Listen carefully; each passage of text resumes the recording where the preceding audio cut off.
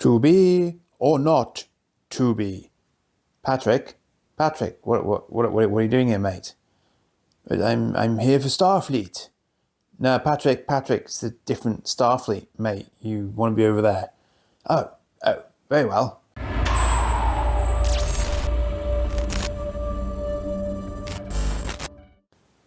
Now, I do, of course, completely understand Sir Patrick's confusion, because Starfleet has a space in between the star and the fleet. Starfleet from Star Trek does not. It's run together. No idea why that happened as a thing, but I guess it allowed them to call Starfleet in this country when they were translating it from X-Bomber, which it would have been in the original Japanese.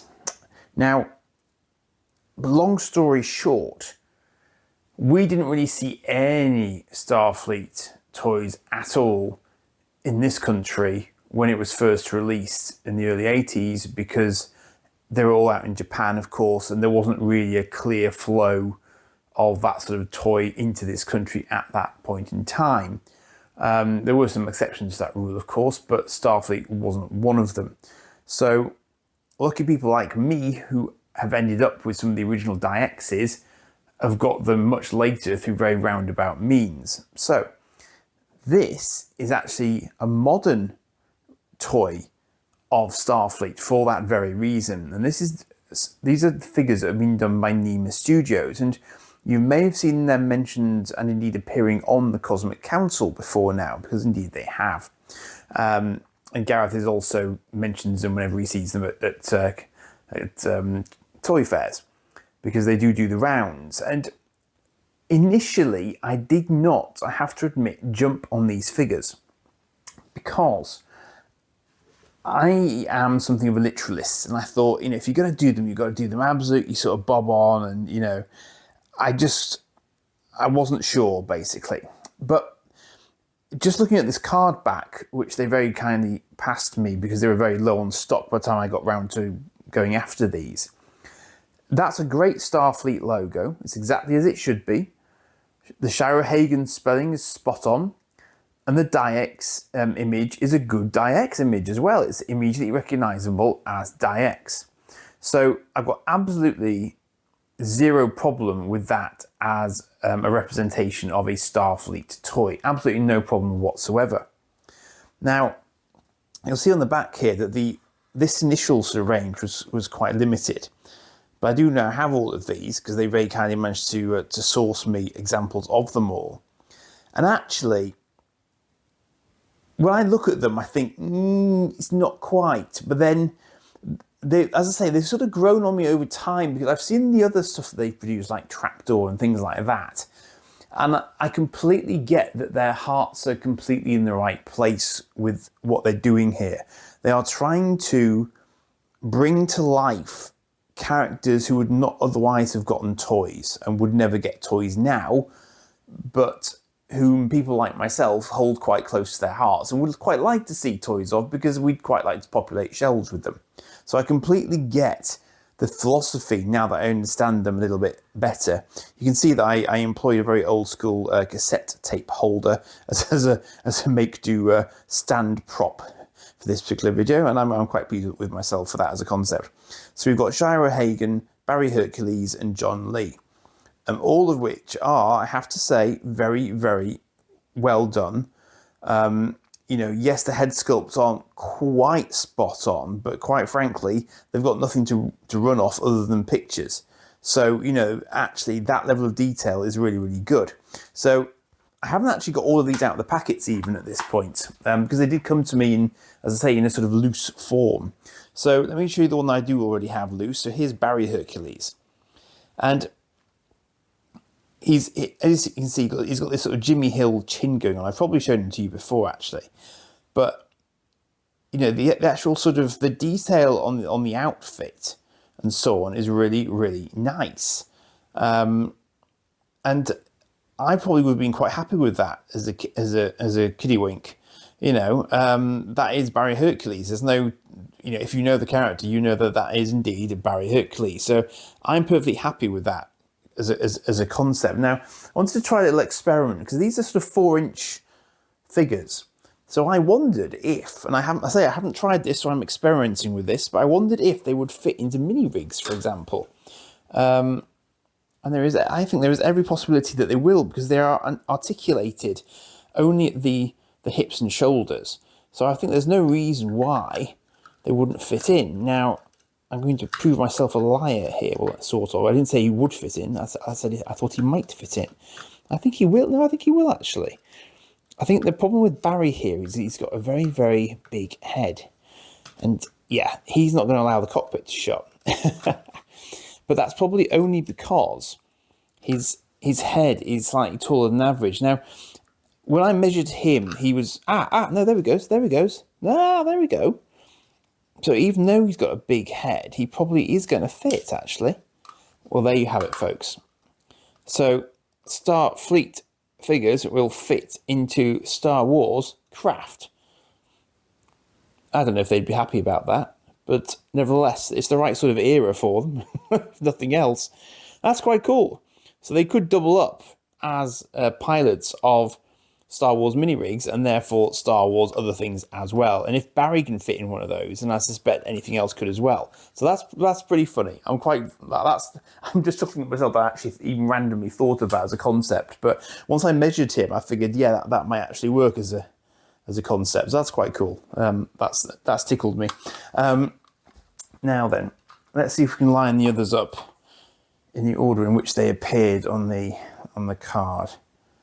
So there's Barry.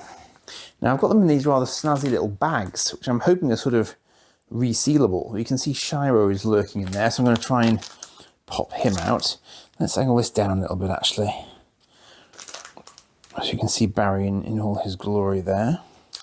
I'll actually move him a little bit closer in, so you can get a slightly better look at him. Yep, they pop open, that's cool. This is actually my first time looking at Shyro here. So, see, his head sculpt, he always wears the helmet, but I think the helmet actually had his name on it, if I remember rightly. I don't know why the other people couldn't remember what he was called, but I have a sneaking suspicion it did do that. So yeah, again, it's perfectly recognisable. Joints are incredibly stiff, which is good. So I mean, you'd have absolutely no problem whatsoever. You know, I like the fact he's got little sort of red cuffs there. That's nice detail, and that I know that detailing along the sort of the ridge of his helmet there is right as well. We literally never see him, I don't think, in the entirety of the show without his helmet on. So whether or not he's got really bad hairdo or whatever, I don't know. But there is Shyro. And then finally, we've got John Lee. I mean, that's just what John Lee looks like in his bag. Now, of the head sculpts, I think John Lee is probably the least accurate, if I'm being brutally honest. But that said, it does remind me, strangely, even that reminds me of the show quite a lot. And what I immediately like, having just got him out of the bag, what I immediately like is the fact that he is tubbier than the others, and he should be, because he was tubby. You know, there's no polite way of putting it. He could have done with losing some, but that was part of his comedy factor, and he was the comic relief in many of the situations in the show. So the fact that he is a little bit larger, I like that they've gone for that, and they could have exaggerated it more, if I'm perfectly honest. But I think it's because he's got this kind of cape coat thing going on. I think it was probably quite tricky to make in the first place, and the reason it's funny that he isn't completely accurate, possibly head sculpt wise, is because in the show, I remember there's this one episode quite early on in the show where they put these alternate laughing heads on the puppets, and they are the most hideous things you have ever seen, with these sort of gurney sort of smiles going on. And it's just like, why did you even try and attempt that, guys? Because that wasn't a good idea. But it was just a sort of cute little thing that they tried on. I think they didn't repeat it later in the series either, which was in and of itself quite telling. But it does mean that John Lee having a sort of a wacky head isn't actually all that inaccurate in terms of the show overall, because at one point they did have quite wacky heads on them in the show. So it's just a sort of almost like a callback to that, really. So, you know, it's a great little trio of figures, and you simply won't find a trio of Starfleet figures anywhere else because they were never a thing. I think you could, I'm sure in Japan there were some kind of like, you know, candy toy type figures, but nothing quite like this, I don't think. You're not going to be able to see that, are you? But that is, you know, that's a good rendition of those three. You can't say fairer than that, really. You know, they are exactly as they should be, as they're pictured. And there won't be many of these knocking around now either. I'm not sure how big NeMA's runs are, but I don't think they're huge. So I will put links to NeMA in the description, as you would expect. I can't actually see NeMA mentioned on the packaging, strangely, so I'm not quite sure why that is. No, I'm not quite sure why that is, but perhaps Gareth would know. So Gareth might be typing the answer to that in the comments to the live chat as you hear my voice speaking these words. if he's watching the video, obviously, and in a position to respond. Yeah, so I mean, it's kind of strange in the sense that I haven't done more Starfleet videos, but the reason is that in this context, there just aren't that many toys.